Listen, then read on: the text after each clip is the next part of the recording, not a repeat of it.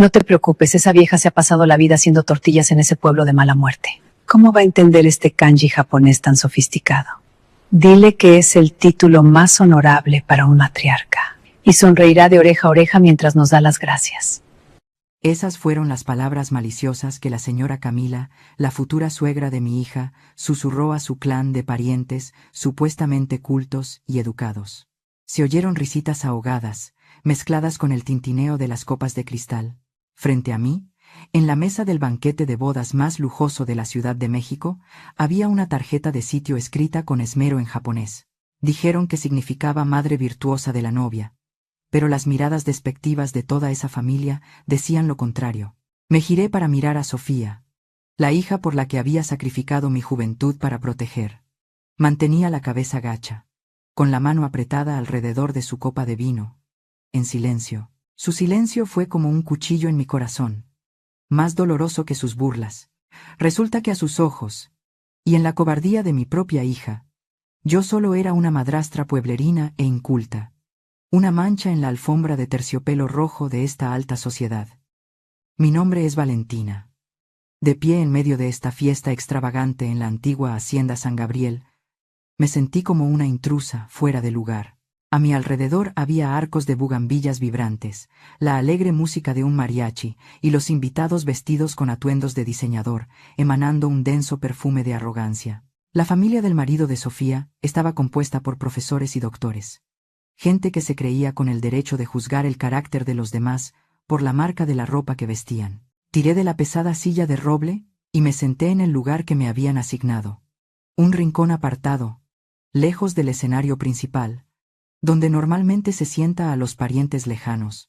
Mi vestido tradicional bordado a mano, ya descolorido, parecía completamente fuera de lugar entre los trajes de Armani y los vestidos de noche brillantes. Tan pronto como me senté, la señora Camila se inclinó hacia mí, abanicándose con un abanico de seda, con una sonrisa en los labios tan dulce como fríos eran sus ojos. «Querida Valentina», comenzó, alzando la voz deliberadamente para que toda la mesa la oyera. «Nuestra familia valora mucho el conocimiento y la cultura de Asia Oriental, donde el conglomerado de mi hijo está expandiendo su mercado. Por eso, he pedido especialmente a un calígrafo que escriba su nombre en japonés. Estas dos palabras juntas tienen un significado muy hermoso, simbolizan a la Gran Madre. ¿No le parece que hemos sido muy considerados?» Miré las letras negras sobre el papel blanco. Mamá jaja, madrastra, y Mugaku, ignorante. Aunque no tuviera doctorados colgando en mis paredes como ellos, la dura escuela de la vida me había enseñado mucho más de lo que imaginaban. Sabía exactamente lo que significaban esos caracteres. Levanté la vista buscando la mirada de Sofía, esperando que dijera algo. Sofía tenía una maestría en lingüística. Sabía perfectamente que su madre estaba siendo humillada públicamente. Pero lo único que recibí fue una mirada evasiva. Temía más ofender a su prestigiosa familia política que defender el honor de la madre que había trabajado incansablemente por ella. «Gracias, señora», respondí, reprimiendo la tormenta que se gestaba en mi interior, fingiendo ser la tonta que ellos querían que fuera.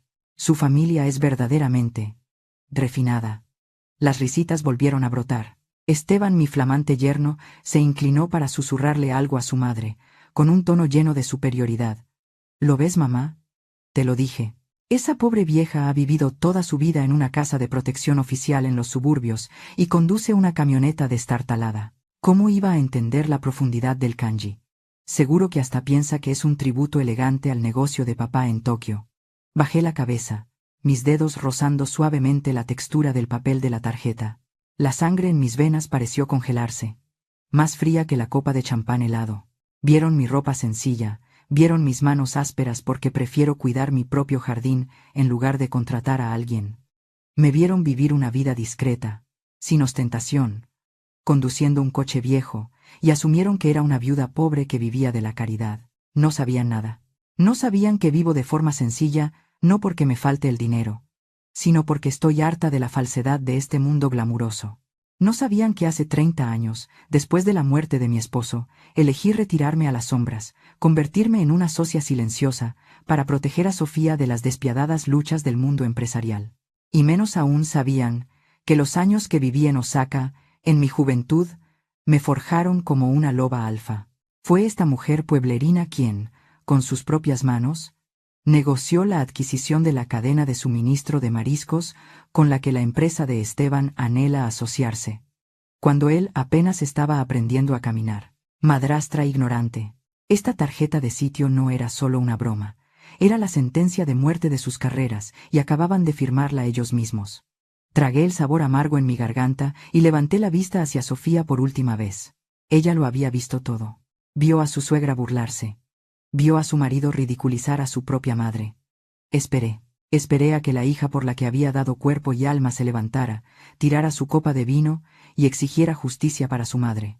Pero Sofía no se levantó. Bajó la mirada, fingiendo ajustar su servilleta, refugiándose en el caparazón seguro de una nuera obediente. Su silencio fue la respuesta más cruel. Eligió ponerse del lado de los que tenían dinero, de los que humillaban a su madre. El corazón de madre que había en mí se hizo añicos. Pero de esas cenizas despertó la fría razón de una mujer de negocios. La Valentina, amable y sumisa, murió en ese mismo instante. Tomé la copa de vino barato que me habían servido y me levanté lentamente. Mi acción inesperada hizo que Esteban se detuviera. Me miró, esperando mi confusión, esperando una excusa para retirarme humillada, pero no me fui. Salí de las sombras, erguí la espalda y levanté la barbilla. Mi mirada ya no era mansa y resignada, sino afilada como una cuchilla, clavada directamente en el rostro de Esteban, haciendo que la sonrisa se desvaneciera de sus labios. Gracias por tan cálida bienvenida, hijo, dije en voz alta en español, mi voz resonante, clara y llena de autoridad. Recordaré cada detalle de este día. Créeme, lo recordaré muy bien. No era el agradecimiento de una suegra de pueblo, era la declaración de guerra de alguien que tiene el poder de decidir sobre la vida y la muerte. Esteban parpadeó, un escalofrío recorriéndolo. Sintió que algo no estaba bien, como si la presión en la habitación hubiera cambiado de repente. Pero su arrogancia lo cegó. Esbozó una sonrisa burlona. Se giró para brindar con su madre, ignorando mis palabras como si fueran el viento. Me senté y con calma, guardé la tarjeta de sitio japonesa en mi bolso desgastado. La coloqué con cuidado junto a un teléfono móvil completamente negro, lo único en ese bolso que podía conectarme directamente con la junta directiva. A la mañana siguiente, sonreí. Una sonrisa que no llegó a mis ojos. Sigan riendo. Disfruten lo que queda de esta noche. Porque mañana, cuando salga el sol, esta ignorante entrará en su sala de juntas. Y entonces les enseñaré una lección de japonés que no olvidarán en toda su vida. No esperé al corte del pastel. Salí de la hacienda San Gabriel, caminando lentamente, sintiendo la grava del aparcamiento bajo las suelas delgadas de mis zapatos. El aire de la noche empezaba a enfriar, pero sentía un fuego en el pecho que me mantenía caliente. Tomé el primer taxi que pasó. Un sedán viejo que olía a ambientador de pino y a tabaco rancio. Me recliné en el asiento y cerré los ojos. La madre ignorante. Eso es lo que habían dicho. Qué irónica es la vida. Esos tipos de trajes lustrosos y apellidos compuestos no tenían ni idea de quién era yo. Vieron mis manos callosas y pensaron que solo servían para lavar ropa o picar cebollas. No sabían que esas mismas manos habían firmado contratos millonarios 3 décadas atrás. Mi mente viajó 30 años atrás. No a una cocina, sino a una oficina con vistas a la bahía de Osaka, en Japón. Viví allí 5 años. 5 años maravillosos y duros, exportando plata y artesanía mexicana al mercado asiático. Allí aprendí la disciplina, allí aprendí el valor de la palabra dada. Y allí aprendí a leer y escribir el idioma complejo que mi yerno usó hoy, para burlarse de mí. Él usó un traductor en línea para insultarme. Yo aprendí esos caracteres negociando contenedor por contenedor. Todo iba bien, era imparable. Hasta que Ricardo murió. Mi esposo. El amor de mi vida. Pero también mi ruina. Cuando su corazón dejó de latir, descubrí la verdad que había estado ocultando. No solo estábamos en bancarrota, sino que debíamos dinero a gente peligrosa. Deudas de juego. Malas inversiones. Tenía 2 opciones. Podía luchar legalmente y arrastrar el nombre de la familia por el fango, dejando que Elena, mi hija de 12 años, cargara con la vergüenza de ser la hija de un estafador. O podía pagar. Elegí a mi hija, siempre elegí a mi hija. Vendí la empresa, vendí la casa, vendí hasta el último anillo. Pagué cada centavo de las deudas de Ricardo para que el nombre de Elena quedara limpio. Y cuando no me quedó nada, me arremangué y trabajé en lo que fuera. Fui limpiadora, fui costurera, fui cocinera. Me escondí en la humildad para que nadie le reclamara a mi hija los errores de su padre. Elena creció pensando que éramos pobres por mala suerte. Nunca le dije que una vez fui una ejecutiva brillante. Nunca le dije que sacrifiqué mi carrera para que ella pudiera ir a una universidad privada y codearse con gente como los Morales. Quería que ella brillara, aunque eso significara que yo tenía que apagarme. Pero la gente confunde una cosa. El dinero se puede perder, pero la inteligencia no. Durante todos estos años, mientras todos me veían como la pobre viuda Méndez, yo no estuve de brazos cruzados. Con las pocas monedas que me sobraron, empecé a invertir. Un poco al principio. Luego, viejos contactos vinieron a buscarme. Desde el pequeño ordenador de mi apartamento, bajo el seudónimo del Fondo Fénix, volví al juego en las grandes ligas. Nadie sabía que la mujer que regateaba el precio de los tomates en el mercado era la accionista mayoritaria de 3 fondos de inversión. Nadie sabía que había comprado la deuda de medio pueblo. Lo hice en silencio, para asegurar el futuro de mis nietos, para darle a Elena una red de seguridad cuando yo ya no estuviera. Pero hoy ese silencio se ha terminado. Saqué mi teléfono móvil del bolso. Era un modelo sencillo, nada llamativo. Marqué el número de Roberto, mi antiguo asistente y mi único confidente. Respondió al segundo timbre, como si estuviera esperando mi llamada. Roberto, soy yo, dije, viendo las luces de la ciudad pasar por la ventanilla. Señora Rosalía, respondió con respeto. ¿Qué tal la boda? La boda ha sido una revelación, Roberto. Pero la fiesta se ha acabado. Escúchame bien. Quiero que actives el protocolo Fénix. Hubo un breve silencio al otro lado de la línea. Roberto sabía lo que eso significaba. Sabía que era mi arma nuclear, la que había guardado para una emergencia extrema. ¿Está segura?, preguntó con voz grave. Eso le dará el control total de los activos de la familia Morales. Será una adquisición hostil. Lo perderán todo. Eso es exactamente lo que quiero. Compra su deuda.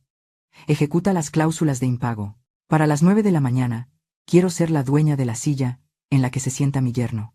Quiero que cuando lleguen a la oficina, sus tarjetas de acceso ya no funcionen. ¿Entendido, señora Rosalía? Me pongo a ello ahora mismo. ¿Algo más? Sí. Prepara el coche. El negro. Y tráeme mi traje. El que guardamos en la caja fuerte. Mañana a la reunión no va a ir la costurera. Mañana va a ir la jefa. Colgué. El taxi continuó su camino hacia mi humilde barrio. Pero yo ya no me sentía cansada. Me sentía viva. Por primera vez en años, la máscara de mujer sumisa se había caído. Habían despertado al dragón, y ahora iban a enfrentarse al fuego. Señoras y señores, ¿alguna vez han sacrificado todo por sus hijos solo para recibir indiferencia a cambio?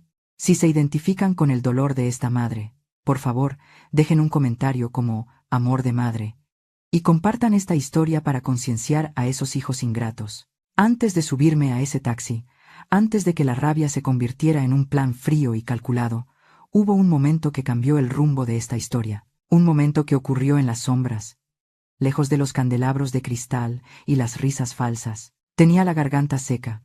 El insulto en esa tarjeta me había dejado un sabor a ceniza en la boca que el vino barato no podía quitar.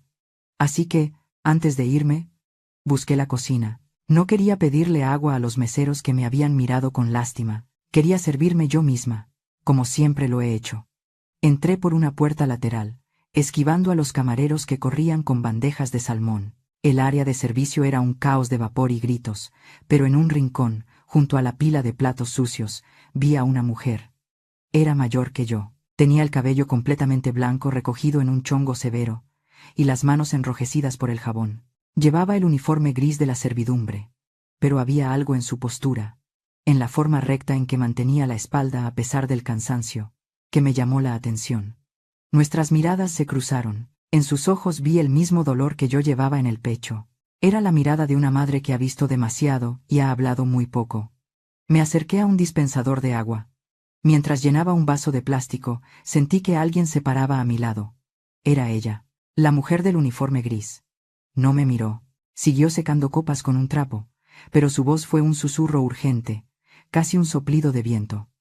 No beba eso, señora Méndez. Beba esto de la realidad. Sentí que me deslizaba algo en la mano. Era una servilleta de tela, doblada en un cuadro pequeño y pesado. Al tacto, sentí un objeto duro y frío en su interior. La miré, sorprendida. Ella se acercó un paso más, invadiendo mi espacio personal, y por primera vez me miró a los ojos. Su rostro estaba surcado de arrugas, pero su expresión era de una lucidez aterradora. Me dijo que me llevara eso, y no lo abriera hasta estar segura. Me dijo que dentro de esa servilleta estaba la llave que abriría las puertas del infierno para la familia Morales. Le pregunté quién era. Le pregunté por qué una empleada de la hacienda me daría algo así. Su respuesta me heló la sangre más que el insulto de mi yerno. Me dijo que su nombre era María Elena Castillejos. Me dijo que hace 20 años ella no llevaba ese uniforme. Me contó, con una voz quebrada por la amargura, que ella fue la esposa de don Augusto, el socio fundador y accionista mayoritario del consorcio, el hombre que construyó el imperio que hoy presumen los Morales. Me contó cómo el padre de mi yerno, ese hombre que hoy brindaba en la mesa principal, engañó a su marido en su lecho de muerte. Me dijo cómo falsificaron testamentos, cómo la despojaron de sus acciones, de su casa, de su dignidad, dejándola en la calle sin un peso.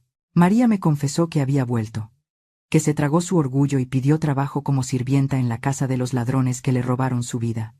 Se hizo invisible. Se convirtió en la vieja que limpia los baños, la que sirve el café, la que nadie ve y nadie escucha. Y durante 10 años, mientras ellos hablaban de sus negocios sucios con total impunidad frente a ella, María escuchaba. María grababa. María copiaba archivos.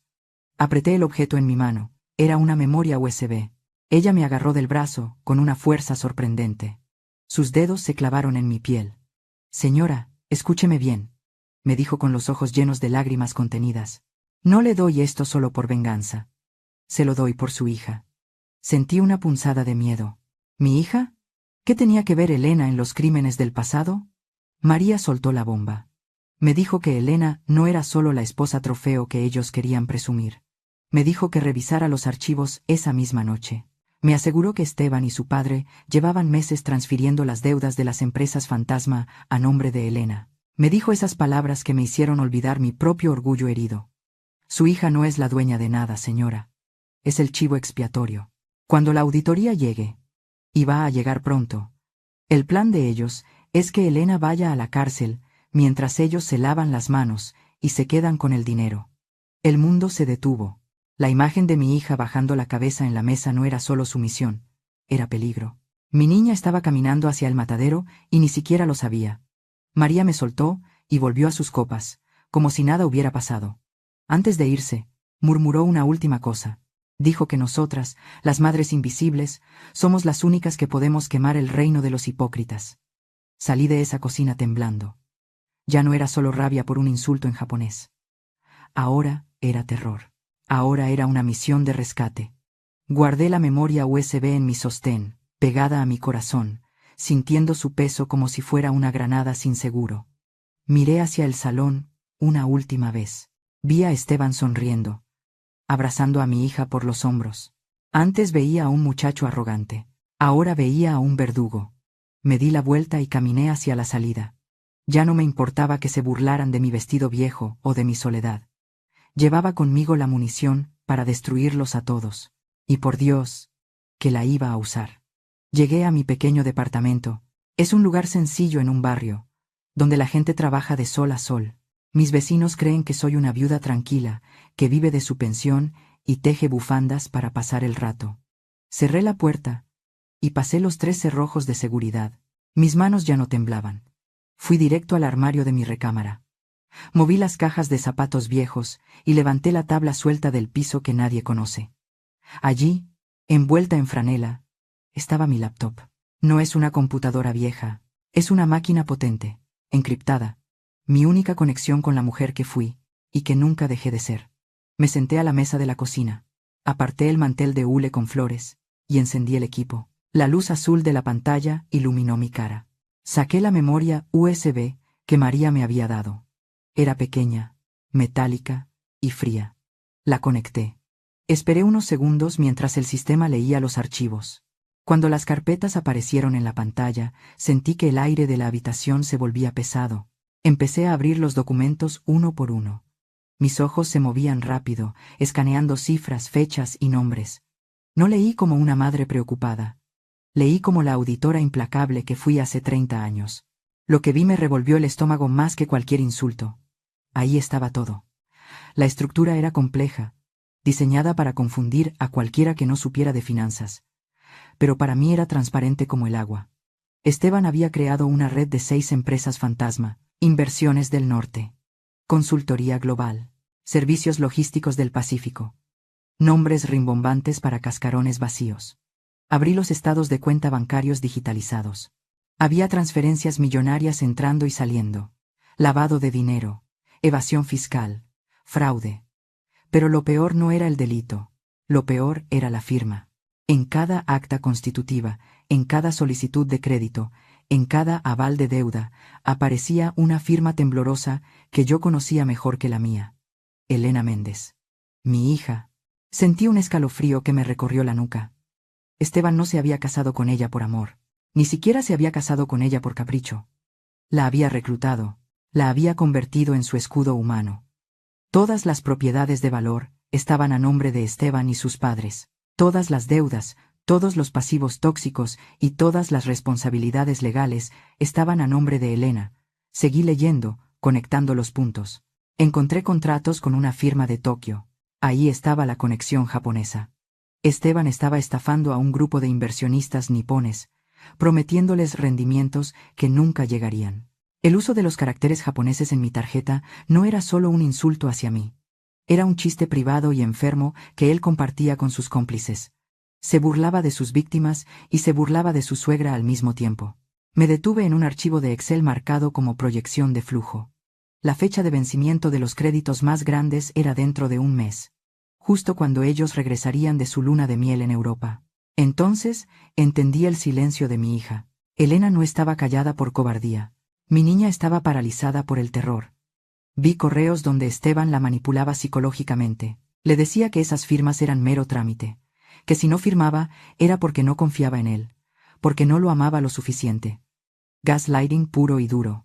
La había convencido de que ella era la reina de un imperio, cuando en realidad era la prisionera de una torre a punto de derrumbarse. Mi furia se transformó. Ya no estaba enojada con Elena. Ahora sentía una necesidad primitiva, salvaje, de proteger a mi cría. Abrí la última carpeta. Se llamaba Plan de Contingencia. Dentro había un solo correo electrónico, enviado esa misma mañana desde el celular de Esteban a su abogado personal. La hora del envío era justo antes de la ceremonia religiosa. Mientras mi hija caminaba hacia el altar con ilusiones en los ojos, este desgraciado escribía su sentencia. Acerqué mi cara a la pantalla para leerlo bien. Cada palabra se grabó en mi memoria, como si estuviera tallada en piedra. El correo decía: licenciado, ya está todo listo. Inmediatamente después de la luna de miel, cuando estemos de regreso, activamos la quiebra de las empresas de Elena. Que el SAT y los japoneses se vayan contra ella. Yo ya tengo mis activos blindados en las cuentas de mis padres. No te preocupes por la familia de ella. La suegra es una analfabeta, que no tiene dónde caerse muerta. Nadie la va a salvar. Elena firmó todo voluntariamente. Es una idiota útil. Procedemos según lo acordado. Me quedé mirando la palabra analfabeta. Cerré la laptop despacio. El miedo por mi hija desapareció, reemplazado por una claridad absoluta. Esteban Morales cometió el error de su vida. Creyó que la pobreza es sinónimo de estupidez. Creyó que el silencio es sinónimo de debilidad. Me levanté de la silla. Fui al baño y me lavé la cara con agua fría. Me miré al espejo. Las arrugas seguían ahí, pero la mirada de la mujer cansada se había ido. Esa noche no iba a dormir. Tenía mucho trabajo que hacer. Tenía que preparar una adquisición hostil. Tenía que redactar actas. Tenía que movilizar capitales que llevaban años durmiendo. Pobre Esteban. Me llamó analfabeta. Mañana le voy a dar una clase magistral que no va a olvidar nunca. Mañana, la analfabeta va a comprar su vida entera, y cuando termine con él, deseará no haber aprendido a escribir su propio nombre. Son las 4 de la mañana. La oscuridad todavía envuelve mi pequeño departamento, pero yo estoy más despierta que nunca. No he pegado el ojo en toda la noche. Pero el cansancio no existe hoy. Hoy solo existe la determinación. Me levanté de la silla de la cocina, donde pasé horas revisando cada fraude, cada mentira y cada robo que mi yerno cometió contra mi hija. Mi cuerpo se sentía ligero, energizado por una adrenalina que no sentía desde mis mejores años en la bolsa de valores. Caminé hacia mi habitación. Abrí el armario y aparté los vestidos sencillos de algodón que he usado durante la última década.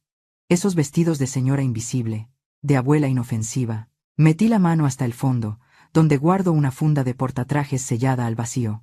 Rasgué el plástico con cuidado. Ahí estaba. Mi armadura. Es un traje sastre negro, de corte italiano. Lana fría de la mejor calidad. Lo compré hace 15 años, en una boutique de Masaryk, cuando mi nombre todavía abría puertas en los bancos. Lo he conservado como una reliquia, tal vez presintiendo que algún día lo volvería a necesitar. Saqué la tabla de planchar. Conecté la plancha y esperé a que calentara. Pasé la plancha sobre la tela negra con movimientos lentos y precisos.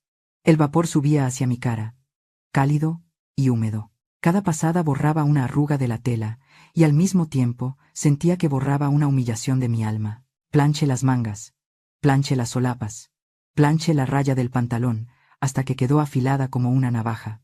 Este no es solo un traje, es mi piel verdadera. Cuando terminé, colgué el traje en la puerta para que se enfriara. Me dirigí al baño. Me di una ducha rápida con agua helada para cerrar los poros y despertar completamente los sentidos.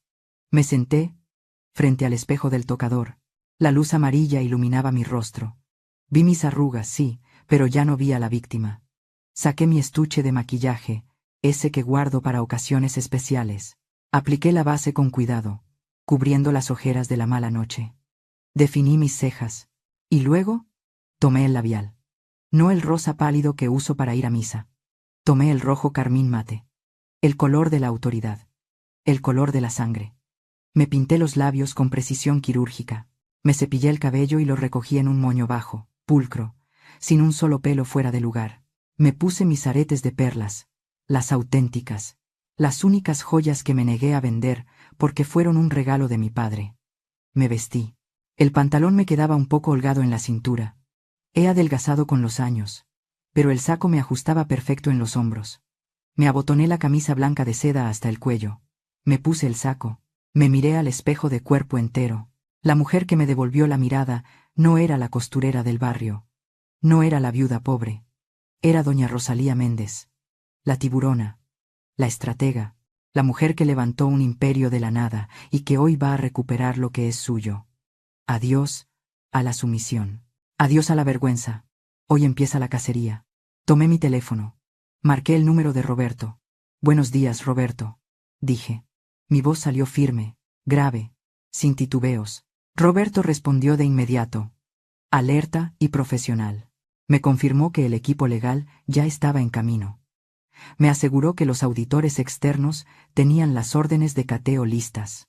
Me dijo que los 2 guardaespaldas que contratamos estaban estacionados abajo, esperando mis órdenes. Excelente. Quiero que bloqueen las cuentas de la empresa a las 8:55. Ni un minuto antes, ni un minuto después. Quiero ver sus caras cuando intenten pagar el café de la mañana, y sus tarjetas sean rechazadas. Nos vemos en la entrada principal a las 9 en punto. Colgué. Me puse mi reloj de pulsera, un Cartier antiguo de acero que rescaté del olvido. Marqué la hora. Faltaban 3 horas para el juicio final. Estaba a punto de guardar el celular en mi bolso de piel cuando la pantalla se iluminó. Era un mensaje de texto. El nombre en la pantalla decía Esteban Yerno. Sentí una punzada de ironía en el estómago. El descaro de este hombre no tiene límites. Abrí el mensaje. Suegra. Buenos días. Oye, ayer te fuiste muy temprano y ni te despediste. Solo para avisarte. Hoy tengo una junta importantísima con unos inversionistas japoneses en la oficina. Por favor, no se te ocurra ir a buscar a Elena ni a pedir favores hoy. No quiero distracciones, ni gente que no encaja en la empresa. Hablamos el fin de semana. Me quedé mirando las letras. Gente que no encaja. Él seguía creyendo que yo era la viejita inoportuna que iba a pedir dinero prestado. Seguía creyendo que él tenía el control. Seguía creyendo que su reunión con los japoneses iba a ser un éxito, sin saber que yo ya había hablado con ellos, sin saber que los japoneses estaban furiosos y que solo asistían a la junta para verlo caer. Mis dedos volaron sobre el teclado. No necesitaba escribir un discurso. No necesitaba insultarlo. La mejor respuesta es la que deja espacio a la duda, la que siembra el miedo sin mostrar las armas. Escribí mi respuesta. No te preocupes, querido yerno. Hoy no voy a pedir nada. Hoy voy a dar. Llegaré puntual a tu reunión. Muy puntual. Envié el mensaje. Guardé el teléfono. Tomé mi portafolio de cuero, donde llevaba la computadora y la memoria USB. Apagué la luz del departamento. Salí a la calle. El aire de la mañana estaba fresco. El auto negro que Roberto había enviado estaba esperándome con el motor encendido. El chofer me abrió la puerta trasera con reverencia. A la Torre Morales, señora. Asentí. A la Torre Morales. Vamos a tirar los muros de Jericó. El edificio de Corporativo Morales se alzaba frente a mí como una fortaleza de cristal y acero. Otras veces, cuando venía a traerle el almuerzo a Elena en tuppers de plástico, me sentía pequeña ante esta mole. Hoy no. Hoy el edificio parecía frágil, una casa de naipes esperando mi soplido. El auto negro se detuvo en la entrada principal. Mi chofer abrió la puerta, pero yo no esperé su mano. Bajé con el pie derecho firme sobre el asfalto. Caminé hacia las puertas giratorias con la vista al frente, ignorando el reflejo de la ciudad a mis espaldas. Al entrar al vestíbulo, el aire acondicionado me golpeó la cara, pero mi sangre estaba hirviendo. Me dirigí a los torniquetes de seguridad. Ahí estaba el mismo guardia de siempre. Un hombre corpulento, de uniforme mal ajustado, que siempre me miraba con desdén cuando me veía llegar con mi ropa humilde. Él me vio acercarme y por un segundo no me reconoció. Mi traje negro y mi maquillaje impecable lo confundieron. Pero luego vio mis ojos. Se interpuso en mi camino con una sonrisa burlona, cruzando los brazos sobre su pecho. «Oiga, señora, alto ahí», me dijo con voz arrastrada, masticando un chicle con la boca abierta. Hoy no es día de visitas familiares ni de pedir caridad. El licenciado Esteban dejó órdenes claras. No queremos gente de su tipo merodeando por aquí. Así que dé media vuelta y regrese a su vecindad antes de que tenga que sacarla a la fuerza. La recepcionista, una chica que solía saludarme por lástima, soltó una risita nerviosa y ni siquiera levantó la vista de su computadora. No discutí. No grité. No valía la pena gastar mi voz en los peones cuando venía por el rey. Saqué mi teléfono con calma, marqué un número y puse el altavoz, sosteniendo el aparato frente a la cara del guardia. Licenciado Vargas. Estoy en el vestíbulo. Su personal me impide el paso. La voz al otro lado del teléfono sonó tensa y urgente. Voy para allá ahora mismo, doña Rosalía. El guardia soltó una carcajada. ¿Vargas? ¿El director de seguridad? Señora, usted está loca si cree que... Las puertas del elevador privado se abrieron.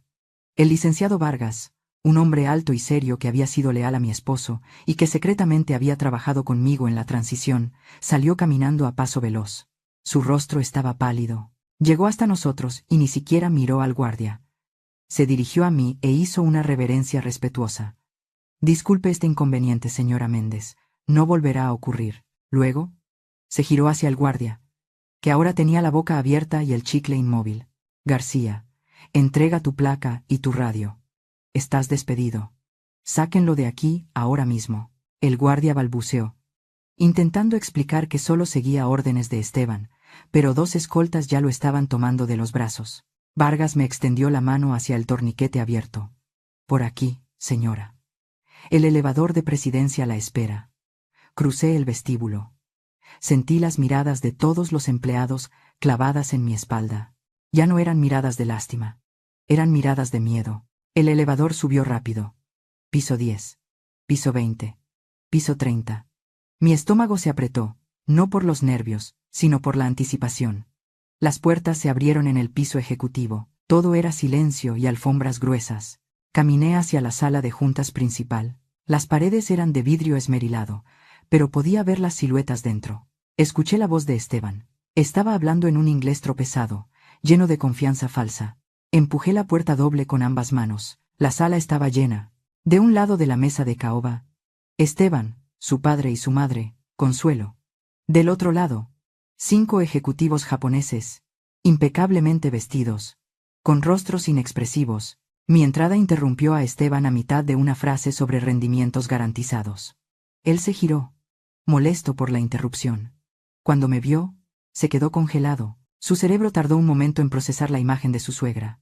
La costurera pobre, parada allí con un traje de diseñador y una mirada que podía cortar vidrio. El silencio duró un segundo eterno. Luego, la cara de Esteban se puso roja de ira. «¿Qué demonios haces aquí?», gritó, olvidando su inglés y su compostura. Se levantó de la silla bruscamente, tirando sus papeles al suelo. Caminó hacia mí como un toro enloquecido. «Seguridad. ¿Dónde está la maldita seguridad? Saquen a esta vieja de aquí». Consuelo se levantó también, ajustándose su collar de perlas, mirándome con asco. «Esto es el colmo, Rosalía», dijo, con su voz chillona. «Irrumpir así en una reunión de negocios. Eres una ignorante sin clase. No tienes vergüenza. Vete a tu casa a tejer chambritas y deja a la gente importante trabajar». Esteban llegó hasta mí. Estaba fuera de sí. El miedo a perder su negocio se había convertido en violencia. «Lárgate a tu agujero», me gritó, escupiéndome las palabras en la cara. «Me estás avergonzando frente a mis socios. Eres una limosnera. Fuera». Levantó la mano. Vi la intención en sus ojos. Iba a empujarme. Iba a sacarme a rastras si era necesario. No me moví. No parpadeé. Justo cuando su mano estaba a centímetros de mi hombro, una mano mucho más fuerte y grande interceptó la suya en el aire. Era mi jefe de escoltas, que había entrado detrás de mí como una sombra. Le retorció la muñeca a Esteban con un movimiento rápido y profesional, obligándolo a retroceder y doblarse de dolor. «No toque a la señora», gruñó el escolta. El salón se quedó en un silencio sepulcral. Los japoneses miraban la escena con atención, sin mostrar emoción alguna. Esteban se soba la muñeca, mirándome con una mezcla de dolor y desconcierto total. Me acomodé las solapas de mi saco con calma. Di un paso al frente, ocupando el centro de la habitación. Miré a Esteban, luego a Consuelo, y finalmente, dirigí mi vista hacia el señor Tanaka, el líder de la delegación japonesa. Hice una reverencia perfecta. Incliné mi torso exactamente 45 grados, mostrando el respeto que dictan las normas de etiqueta que aprendí hace 30 años. Cuando me enderecé, hablé. No en español. No en inglés. Hablé en un japonés fluido, claro y elegante. «Moushiwake arimasen ga, kono sodo o wabi moshiagemasu». Me disculpo profundamente por este vergonzoso espectáculo. Vi cómo los ojos del señor Tanaka se abrían de par en par. Vi cómo Esteban palidecía hasta parecer un cadáver. Consuelo boqueaba como un pez fuera del agua. Continué hablando, traduciendo mis propias palabras al español, para que los Morales entendieran su sentencia final. Mi voz resonó en la sala con la fuerza de un martillo de juez. «Señores, lamento informarles que la presentación del señor Morales ha terminado. Él ya no tiene autoridad para negociar nada. Mi nombre es Rosalía Méndez. Soy la dueña de la deuda de esta empresa, y a partir de este momento, soy la nueva presidenta del Consejo de Administración. Damas y caballeros, ha llegado el momento de que la madre cambie las tornas. Si aún me escuchan, por favor, dejen un comentario abajo para decirme que siguen conmigo en este viaje. Su presencia es el mayor estímulo para seguir contando la parte final». El silencio que siguió a mi declaración fue absoluto. Era como si alguien hubiera succionado todo el aire de la habitación. Nadie se movía. Nadie respiraba. Caminé con paso firme hacia la cabecera de la mesa, el lugar que Esteban ocupaba segundos antes. Él seguía parado ahí, temblando, con la boca abierta y la mirada perdida entre el miedo y la incredulidad. Me detuve frente a él. No tuve que empujarlo, no tuve que gritarle. Solo hice un gesto leve con la mano, un movimiento seco y despectivo, como quien espanta a una mosca molesta. «Quítate», le dije en voz baja. «Ese asiento me pertenece». Esteban retrocedió, tropezando con sus propios pies, y cayó pesadamente en una silla lateral. Me senté en la silla presidencial. El cuero crujió bajo mi peso. Puse mis manos sobre la mesa de caoba, entrelazando los dedos con calma. Saqué de mi bolso la tarjeta de la boda, esa misma cartulina cara con los insultos en tinta china que me habían dado ayer. La arrojé sobre la mesa. El papel resbaló por la superficie pulida hasta detenerse justo frente al señor Tanaka. ¿Saben qué dice aquí, señores?, pregunté, mirando a los socios de mi yerno, luego a Consuelo, y finalmente a Esteban. Ayer, en la boda de mi hija, Esteban les dijo a sus amigos que esto significaba bendición eterna. Se rieron mucho. Pensaron que la suegra ignorante se sentiría halagada. Hice una pausa. Dejé que la tensión creciera. La traducción real es: vieja, parásita, inútil. Eso es lo que su socio piensa de la familia. Eso es lo que piensa de la lealtad. Pero, señor Tanaka, eso no es lo peor. Lo peor es lo que Esteban piensa de su inteligencia. Señalé los contratos que estaban abiertos frente a los japoneses. Le sugiero que revise la cláusula 4 de la versión en español, señor Tanaka. Esteban cambió los porcentajes de rendimiento en la traducción. En el documento en japonés que usted leyó, les promete el 20% anual, pero en el contrato legal en español, el que iba a firmar hoy, solo les garantiza el 2%. Les está robando en su propia cara, apostando a que nadie en su equipo revisaría la letra chiquita en un idioma extranjero. Tanaka tomó el contrato con manos rígidas. Leyó la cláusula. Su rostro, generalmente impasible, se transformó. La vena de su frente se hinchó. La furia de un hombre de honor engañado es algo terrible de ver. Se levantó de golpe. Dijo una frase cortante en japonés, algo sobre la deshonra y la basura, y salió de la sala seguido por todo su séquito. Ni siquiera miraron a Esteban al salir. El portazo que dieron resonó como un disparo. «¡Espera!», gritó Esteban, intentando levantarse para detenerlos, pero sus piernas le fallaron. Se volvió hacia mí, con los ojos inyectados de sangre y lágrimas de rabia. «Arruinaste todo. Estás loca. Ese contrato era mi salvación». «No, Esteban», dije, abriendo mi portafolio. «Tú te arruinaste solo. Y te arruinaste el día que decidiste usar a mi hija como tu basurero financiero». Saqué las carpetas que había imprimido en la madrugada y las lancé sobre la mesa. Las hojas se esparcieron, mostrando estados de cuenta, transferencias ilegales y actas constitutivas falsas. «Aquí están las pruebas: lavado de dinero, evasión fiscal, creación de empresas fantasma, y lo más vil de todo, pusiste cada una de estas trampas a nombre de Elena. Planeabas declarar la quiebra la próxima semana y dejar que mi hija, tu esposa, cargara con la culpa y la cárcel mientras tú te quedabas con el dinero escondido». Esteban se quedó mudo. Su padre, don Augusto, que había estado callado en un rincón, se llevó las manos a la cabeza. Sabía que el juego había terminado. Pero Consuelo no. La madre de Esteban, con su soberbia intacta, se levantó golpeando la mesa con su mano llena de anillos de oro. Su cara estaba deformada por el odio. «Mientes», chilló ella, señalándome con un dedo tembloroso. «Todo esto es un montaje. Eres una estafadora, una resentida social, que quiere lo que nosotros tenemos. Voy a demandarte.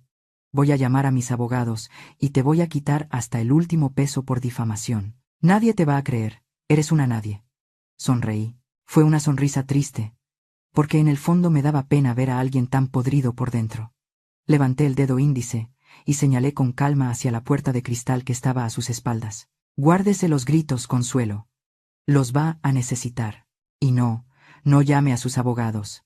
Mejor llame a un buen penalista». Consuelo se giró. En ese momento, las puertas se abrieron de par en par. No eran mis escoltas. Eran 5 agentes, con chalecos azules y placas colgadas al cuello. «La Policía de Delitos Financieros».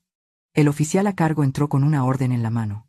Debería guardar energías para explicarle a ellos por qué lleva 10 años evadiendo impuestos a través de las cuentas de su hijo.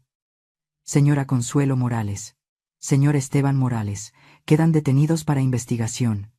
La cara de Consuelo perdió todo color. Se desplomó en su silla, boqueando como un pez fuera del agua. Esteban empezó a llorar como un niño. Yo me quedé sentada en la cabecera, inmóvil, mirando cómo su mundo de mentiras se desmoronaba. La máscara había caído, y debajo solo había miedo. El sonido del metal, cerrándose alrededor de las muñecas de Esteban, fue el único ruido en la sala. Los agentes lo levantaron de la silla con brusquedad, empujándolo hacia la salida. En ese momento, las puertas dobles de la sala de juntas se abrieron de nuevo. Era Elena. Mi hija estaba parada en el umbral, con los ojos rojos e hinchados, todavía con la ropa casual que usaba para viajar. Se suponía que hoy salían de luna de miel. Se suponía que hoy empezaba su cuento de hadas. En su lugar, se encontró con una pesadilla policial. Esteban la vio, y en lugar de bajar la cabeza por vergüenza, en lugar de pedirle perdón por haber arruinado su vida, vi cómo se le iluminaba el rostro con una esperanza enferma. El instinto de supervivencia de las ratas es algo impresionante. Se retorció entre los brazos de los policías, estirando el cuello hacia ella. «¡Elena! ¡Mi amor!», gritó con una voz aguda, desesperada. «Gracias a Dios que llegaste. Diles a estos oficiales que todo es un error». Elena se quedó paralizada. Miraba a las esposas, miraba a su suegra llorando en un rincón, me miraba a mí, sentada en la cabecera de la mesa. Estaba en shock. Esteban aprovechó su silencio. Se lanzó hacia adelante, arrastrando a los oficiales un par de pasos. «Elena, escúchame, tienes que decirles que tú firmaste los papeles.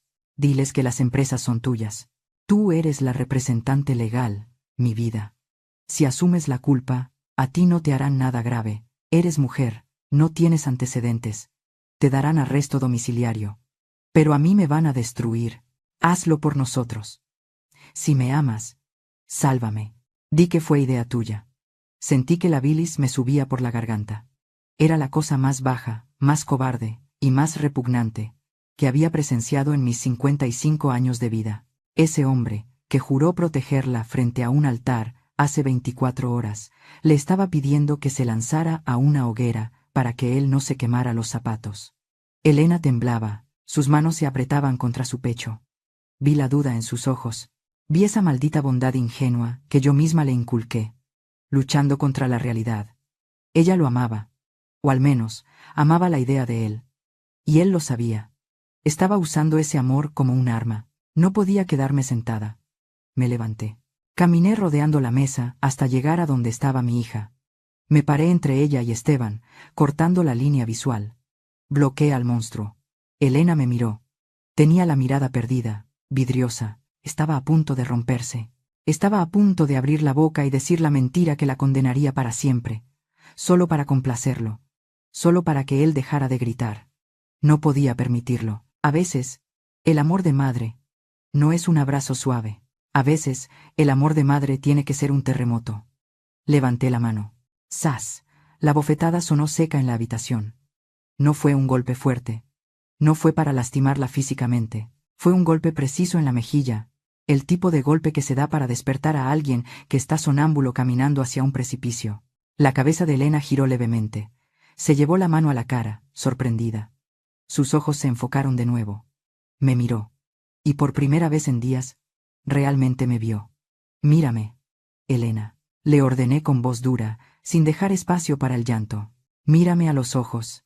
Ella parpadeó, con las lágrimas empezando a correr. «Despierta, niña», dije, señalando con el dedo hacia atrás, hacia donde Esteban seguía forcejeando. «Ese hombre que está ahí no es tu esposo. Es tu verdugo. Te acaba de pedir que vayas a la cárcel por él. Te acaba de pedir que destruyas tu futuro para que él pueda seguir viviendo como un rey». ¿Eso es amor, Elena? ¿Venderte para salvar su pellejo es amor? Elena sollozó, un sonido roto que me partió el alma, pero no bajé la guardia. Tenía que ser fuerte por las dos. Tienes que decidir ahora mismo, Elena. No mañana.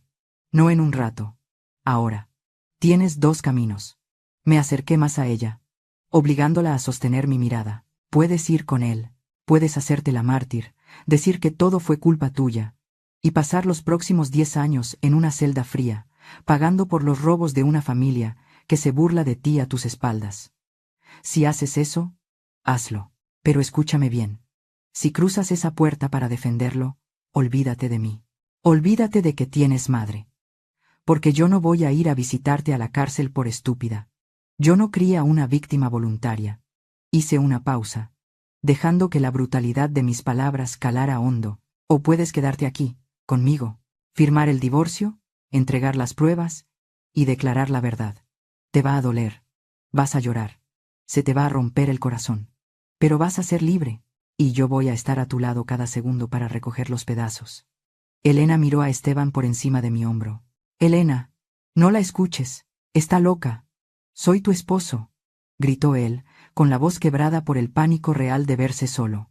Elena bajó la vista hacia su mano izquierda, hacia el anillo de oro blanco y diamantes que Esteban le había puesto en el dedo ayer. Ese anillo que ella había presumido con tanta ilusión. Empezó a girarlo. Sus dedos temblaban, pero no se detuvieron. Lo jaló. El anillo estaba apretado, como si se resistiera a salir, como si fuera una cadena. Elena jaló con más fuerza, lastimándose la piel, hasta que el metal cedió.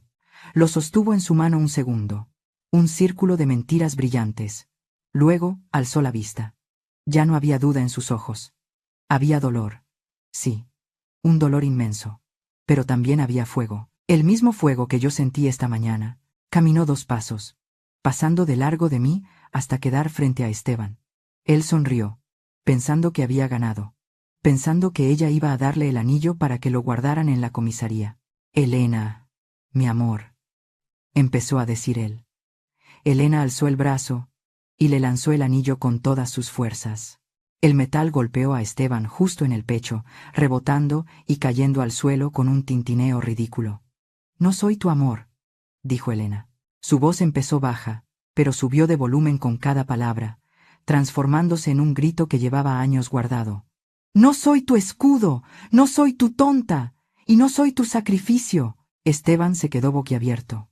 Oficial, dijo Elena, girándose hacia el policía a cargo, dándole la espalda a su marido. Llévenselo. Yo voy a declarar. Tengo mucho que contarles sobre las cuentas que me obligó a firmar. Soy la testigo principal. Maldita, gritó Esteban, su máscara de príncipe cayéndose por completo, revelando la cara retorcida de odio que siempre tuvo debajo. Maldita gata igual que tu madre. No eres nadie sin mí. Los oficiales lo arrastraron hacia la puerta. Sus gritos e insultos se fueron alejando por el pasillo, mezclándose con los lamentos de su madre Consuelo, a la que también llevaban detenida. Cuando las puertas se cerraron, el silencio volvió a la sala. Elena se quedó parada ahí, mirando la puerta cerrada. Sus hombros empezaron a sacudirse. Primero lento, luego violento. Se giró hacia mí. Su cara estaba bañada en lágrimas. Se veía tan pequeña, tan frágil. Mamá, susurró. Abrí mis brazos. Elena corrió hacia mí y se derrumbó en mi pecho. Soltó un alarido de dolor puro. Un grito desgarrador que sacó todo el veneno que llevaba dentro. Lloró por el hombre que creyó amar. Lloró por la boda, que fue una farsa. Lloró por el tiempo perdido. Yo la abracé con todas mis fuerzas, acariciando su cabello, sosteniendo su peso mientras sus piernas fallaban. Dejé que llorara. Dejé que su vestido se manchara con sus lágrimas y las mías. Llora, mi niña. Le susurré al oído, besando su frente. Llora todo lo que tengas que llorar hoy. Pero mañana te levantas. Porque eres una Méndez. Y nosotras no nos rompemos. Solo nos reconstruimos. Mientras Elena se secaba las lágrimas en mi hombro, la sala de juntas seguía siendo un escenario de crimen. Los oficiales estaban terminando de llenar las actas de detención de Esteban y Consuelo, cuyos gritos ya se habían apagado en el elevador. Pero todavía quedaba alguien. Don Augusto Morales. El patriarca. El hombre que se jactaba de ser un pilar de la sociedad. Estaba de pie en una esquina, lejos del caos, hablando en voz baja y rápida, con el comandante a cargo del operativo. Era un viejo zorro, astuto y resbaladizo. Lo vi gesticular con sus manos cuidadas, poniendo esa cara de abuelo inofensivo que tan bien le salía. Oficial, por favor entienda, decía Augusto con voz temblorosa pero calculada. Yo soy un hombre retirado. Dejé la empresa en manos de mi hijo hace años. No tenía idea de estas locuras que Esteban y mi esposa estaban haciendo. Si robaron, si lavaron dinero, fue a mis espaldas. Yo soy una víctima más. No pueden detenerme por los pecados de mi hijo. El comandante parecía dudar. Augusto era convincente. Sabía jugar el papel del anciano traicionado por su propia sangre. Estaba dispuesto a sacrificar a su esposa y a su hijo con tal de salvar su propio pellejo y las cuentas en el extranjero que Esteban no conocía. Me separé suavemente de Elena. Limpié una lágrima de su mejilla y le di una palmada de aliento. Espera aquí, le dije. Todavía falta cortar una cabeza. Caminé hacia donde estaba Augusto. Él me vio venir y endureció la mandíbula, pero mantuvo su postura de inocencia frente a la policía. Señora Méndez, dijo él con frialdad. Lamento que tengamos que conocernos así. Créame que estoy tan horrorizado como usted. Mi hijo pagará por lo que le hizo a Elena. Yo mismo me encargaré de qué. Deja de actuar, Augusto. Lo interrumpí. Tu hijo es un idiota, eso es cierto. Pero es un idiota que aprendió del mejor maestro. Tú no eres una víctima. Tú eres el arquitecto. Augusto soltó una risita nerviosa. Por favor, señora. ¿Tiene pruebas? Mi nombre no aparece en esos documentos digitales que trajo. Yo me aseguré. Quiero decir, yo no firmo nada desde hace una década. Tenía razón. Augusto era demasiado listo para dejar huellas digitales. Tienes razón, le dije. Y vi cómo sus hombros se relajaban. No tengo tu firma en la computadora. Pero tengo algo mejor. Tengo una memoria. Me giré hacia la puerta abierta de la sala. Pasa, por favor, dije en voz alta. La figura que entró por la puerta hizo que don Augusto perdiera el color en la cara más rápido que si hubiera visto un fantasma. Era María, pero no era la María que servía los canapés ayer en la boda. Ya no llevaba el uniforme gris de poliéster que la hacía ver invisible. Llevaba un vestido sencillo de flores, limpio y digno. Se había soltado el cabello blanco, que le caía sobre los hombros como una cascada de plata. Caminaba con la cabeza alta, con una elegancia natural que 10 años de fregar pisos no habían podido borrar. En sus manos no traía una bandeja ni una escoba. Traía un cuaderno viejo, de tapas de cuero negro, desgastado por el tiempo. Augusto retrocedió un paso, chocando contra la pared. Sus ojos se abrieron desmesuradamente. «María», susurró, con la voz ahogada, «¿qué haces aquí? Tú deberías estar en la cocina». María se detuvo frente a él. No había odio en su cara. Había una calma aterradora. La calma de quien ha esperado 20 años para decir una verdad. «Hola, Augusto», dijo ella. Su voz era suave, pero llenó la habitación. «No soy María la de la cocina. Soy María Elena Castillejos, tu esposa. La mujer a la que le robaste todo cuando fundaste esta empresa con el dinero de mi herencia. La mujer a la que declaraste legalmente muerta para casarte con tu amante, Consuelo». El comandante de policía se acercó, interesado. «¿Qué es esto?», preguntó el oficial. María levantó el cuaderno negro. «Señor oficial», dijo ella, mirando fijamente a Augusto. «Durante los últimos 10 años, he trabajado en la casa de este hombre como sirvienta. Él pensó que yo era una pobre mujer sin memoria, una vieja que solo servía para limpiar su basura. Nunca me reconoció, porque para él, la gente de servicio no tiene rostro». Augusto empezó a temblar. El sudor le corría por la frente. María abrió el cuaderno. Las páginas estaban llenas de anotaciones manuscritas, fechas, horas y combinaciones de números. «Aquí está todo», continuó María. «Augusto no usa computadoras porque desconfía de la tecnología. Todo lo habla en su despacho, creyendo que las paredes son sordas. Pero yo no soy sorda. Aquí están las combinaciones de las cajas fuertes que tiene escondidas detrás de los cuadros en su casa. Aquí están los nombres de los prestanombres que usa para comprar propiedades en Miami. Aquí están las fechas en que sobornó a los auditores fiscales. Todo escrito de mi puño y letra, día tras día, mientras le servía el desayuno». Augusto miró el cuaderno como si fuera una serpiente venenosa. Sabía que ese papel valía más que cualquier archivo encriptado. Ese cuaderno era su vida entera expuesta. «María, por favor», dijo Augusto. Y para mi asombro y el de todos, el gran patriarca cayó de rodillas. El golpe de sus rodillas contra la alfombra sonó hueco. Augusto juntó las manos, suplicando. «María, mi amor, fue un error. Podemos arreglarlo. Tengo dinero, mucho dinero. Te puedo dar la mitad. Te puedo dar todo. No me hagas esto. Soy un viejo. Me voy a morir en la cárcel. Ten piedad». Miré a María. Esperé ver satisfacción en su rostro, esa alegría salvaje de la venganza. Pero no. Lo que vi fue una tristeza infinita y una dignidad inquebrantable. María cerró el cuaderno con suavidad y se lo entregó al comandante. Luego, bajó la vista hacia el hombre que estaba a sus pies, llorando y babeando sobre sus zapatos. «Augusto», dijo ella, con una voz que heló la sangre de todos los presentes. «Te serví el café todas las mañanas durante 10 años. Te planché las camisas. Limpié el polvo de tus trofeos. Estuve a tu lado, a menos de 1 metro, todos los días. Y en 10 años, ni una sola vez me miraste a la cara. Para ti yo era un mueble, un fantasma». Se inclinó un poco hacia él. mirándolo directamente a los ojos llorosos. Mírame bien ahora, Augusto. Apréndete mi cara. Porque soy lo último que vas a ver antes de que se cierre la celda. Ahora sí puedes mirarme, a través de los barrotes. Augusto soltó un gemido patético.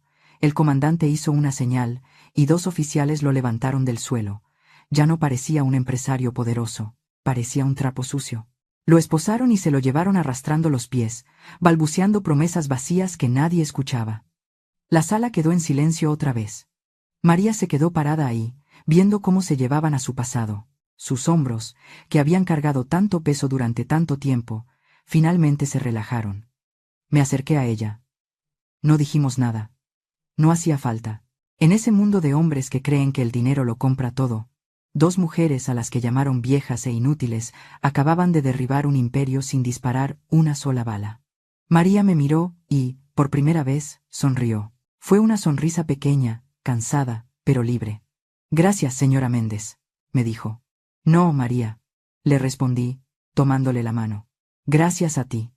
Hoy limpiaste la casa de verdad. Han pasado 6 meses desde que las esposas se cerraron alrededor de las muñecas de Esteban.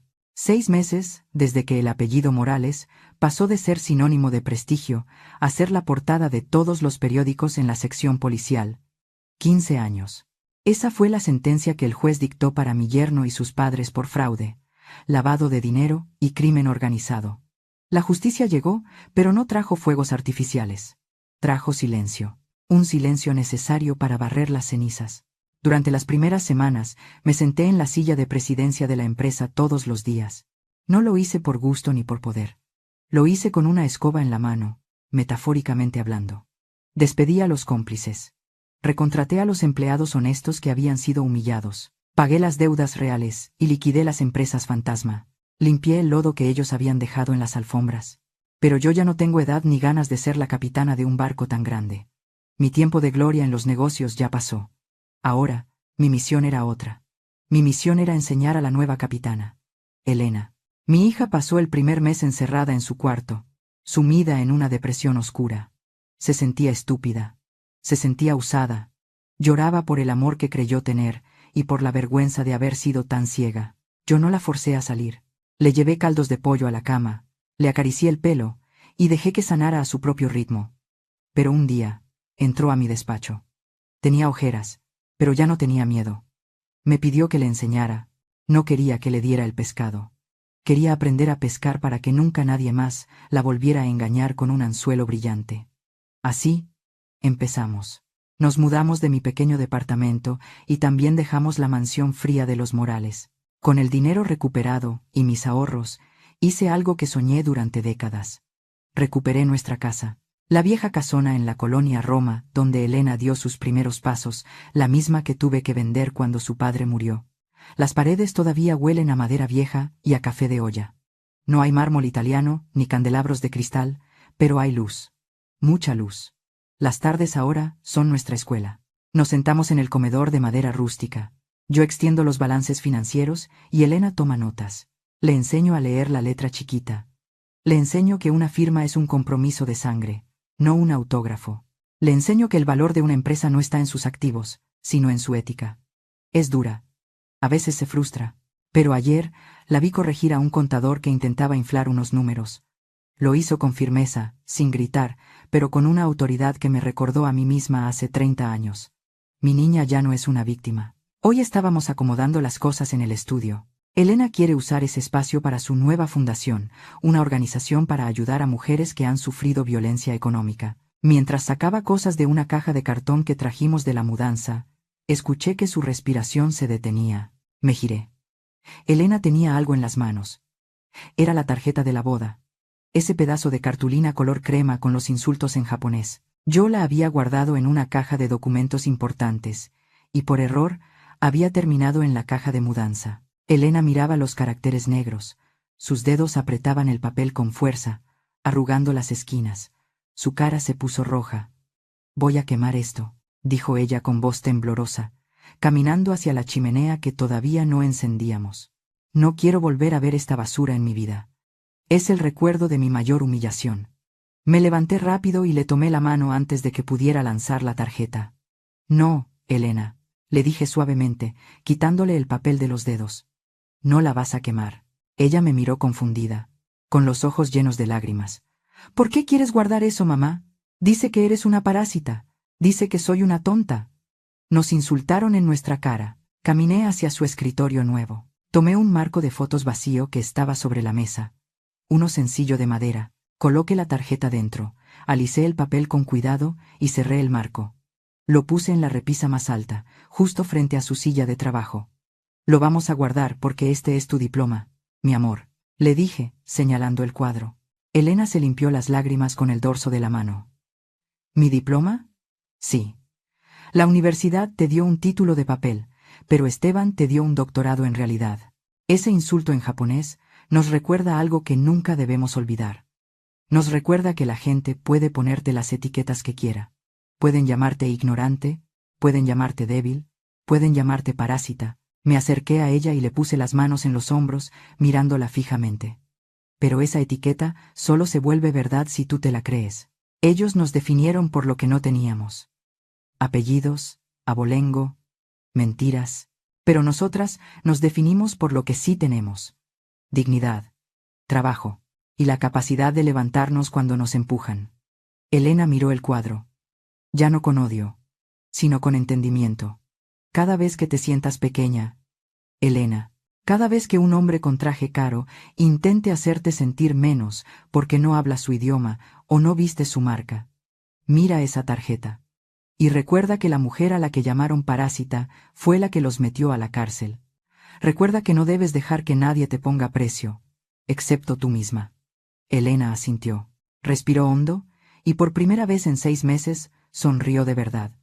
No la sonrisa nerviosa de la esposa trofeo. La sonrisa tranquila de una mujer libre.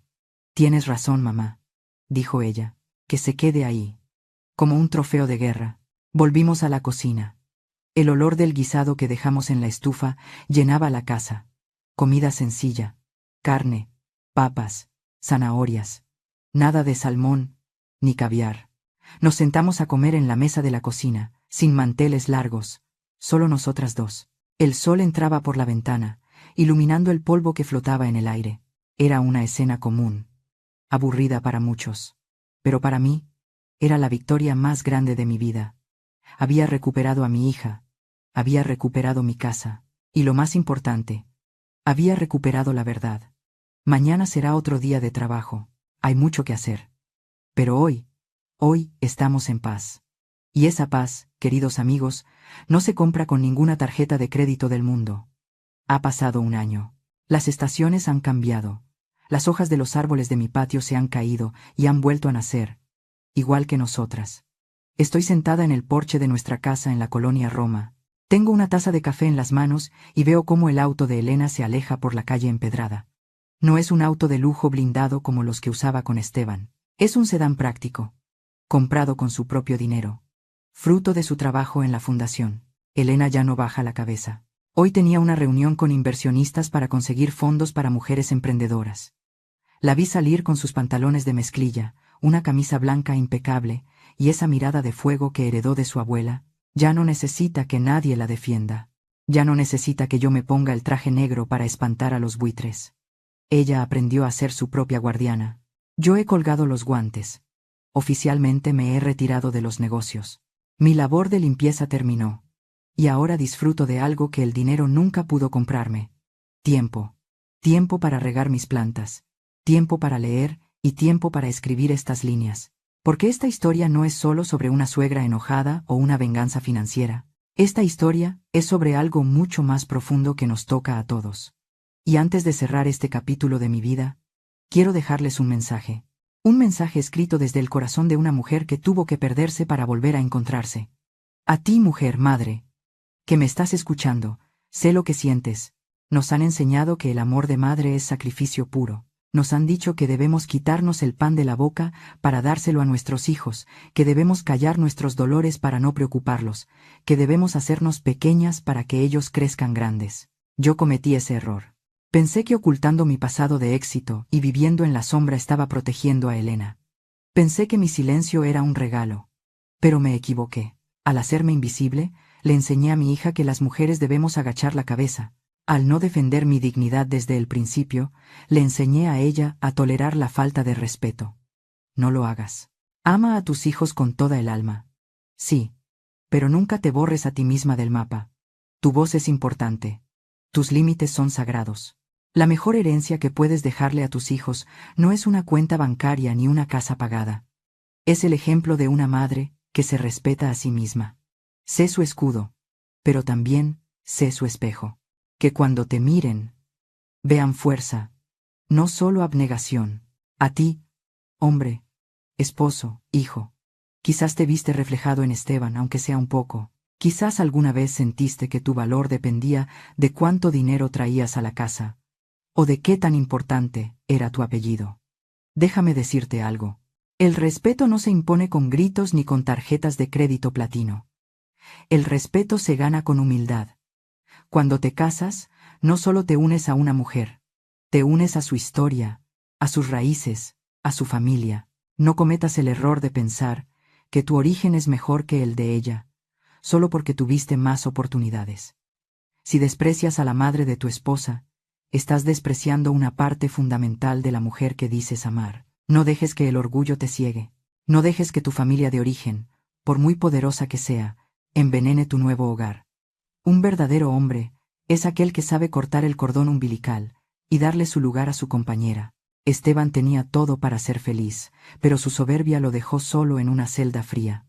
No permitas que la arrogancia sea tu carcelera. Y finalmente, a todos, quiero hablarles sobre la ambición. Vivimos en un mundo que nos dice que somos lo que tenemos. Nos dicen que si no tenemos el coche del año, la ropa de marca o la boda en la hacienda más cara, no somos nadie. Yo estuve en esa boda. Vi los candelabros de cristal más grandes que he visto en mi vida. Vi arreglos florales que costaban miles de pesos. Vi botellas de champán que valían más que mi renta de un año. ¿Y saben qué? Todo eso no sirvió de nada. El cristal se rompe. Las flores se marchitan. El champán se acaba y deja resaca. Los Morales tenían todo el oro del mundo, pero eran pobres. Eran indigentes emocionales. Cuando la verdad salió a la luz, cuando las cuentas se congelaron y los amigos desaparecieron, se quedaron con las manos vacías. El dinero no pudo comprarles lealtad. El dinero no pudo comprarles el perdón de María, la mujer a la que humillaron. El dinero no pudo evitar que su castillo de naipes se derrumbara. La verdadera riqueza es lo que queda cuando te quitan todo lo material. La verdadera riqueza es poder mirar a tus hijos a los ojos y no tener nada que esconder. Es dormir tranquila por la noche, sabiendo que no has dañado a nadie para conseguir lo que tienes. Es tener una mesa pequeña, tal vez con manteles remendados, pero rodeada de gente que te quiere por quien eres, no por lo que puedes darles. Hoy, mi cuenta bancaria está sana. Pero no es eso lo que me hace sonreír. Lo que me hace sonreír es ver la tarjeta con letras japonesas en el escritorio de mi hija y saber que ya no nos duele. Lo que me hace sonreír es saber que rompimos el ciclo. La vida da muchas vueltas. A veces estás arriba, en la cima del rascacielos. A veces estás abajo, en la mesa del rincón junto a la cocina. Pero recuerda esto. Tu lugar en la mesa no define tu valor. Tu valor lo llevas dentro, en tu carácter, en tu integridad y en tu capacidad de amar. El sol se está poniendo sobre la ciudad. El cielo se pinta de naranja y morado. Es hora de entrar. Elena llegará pronto para cenar, y hoy me toca cocinar a mí. Vamos a comer sopa de fideo y tacos dorados. Nada elegante. Pero les aseguro que esa cena sabrá mejor que cualquier banquete de bodas, porque estará sazonada con libertad. Gracias por escucharme. Gracias por acompañarme en este viaje desde la oscuridad hasta la luz. Espero que mi historia les sirva de algo. Espero que, si alguna vez alguien intenta hacerles sentir menos, recuerden a la vieja costurera que hablaba japonés. Soy Rosalía Méndez. Tengo 56 años. Fui costurera, fui viuda, fui empresaria y fui vengadora. Pero mi título favorito, el único que quiero que pongan en mi tumba el día que me vaya, es el de madre. Soy Rosalía Méndez. Yo tuve que ser llamada vieja ignorante para descubrir mi propia fuerza. Y hoy, soy la mujer más feliz del mundo. No porque sea rica, sino porque protegí mi dignidad y salvé a la hija que amo. Hasta siempre. ¿Y ustedes? ¿Qué opinan de la decisión final de doña Rosalía? ¿Se hubieran atrevido a llegar tan lejos ¿O hubieran actuado diferente si estuvieran en sus zapatos? Por favor, compártanme lo que piensan aquí abajo en los comentarios. De verdad, leo cada una de sus palabras y me encanta saber qué sienten. Si esta historia les movió algo por dentro o los hizo reflexionar sobre el valor de la dignidad, no olviden dejarme su me gusta, compartir el video con sus seres queridos y suscribirse al canal. Así, no se perderán ninguno de nuestros próximos relatos. Nos escuchamos en la siguiente historia. Esto es Historias del Suspiro, donde usamos las historias para caminar juntos a través del tiempo, buscando siempre esa paz y esa fortaleza que nuestra alma necesita.